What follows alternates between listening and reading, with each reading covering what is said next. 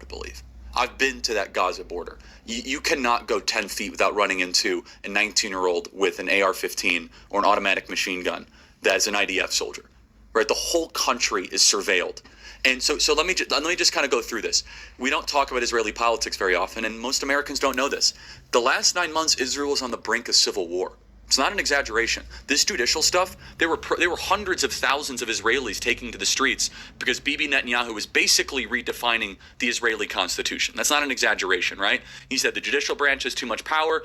There were protests planned this week against Netanyahu, where they anticipated tens of thousands of people to take to the streets.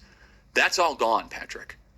Netanyahu now has an emergency government and a mandate to lead. I'm not willing to go so far that saying that Netanyahu knew or there was intelligence here, but I think some questions need to be asked. Was there a stand down order? 6 hours? Israel's the size of New Jersey.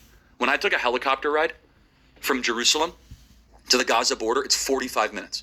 Wow. 6 hours. They're live streaming the killing of Jews. Did somebody in the government say stand down? That is a legitimate, non-conspiracy question. My plead, I can't tell you what it did. It made me a stronger Christian in a way I can't even tell you, right? Be able to see where our Lord rose from the dead. And the Israeli hard right government has a mandate. I gotta be careful the way I say this. They're gonna try to ethnically cleanse Gaza. Yep. I mean, I don't use that term lightly, okay? They're talking about basically removing 2.5 million people from there, okay?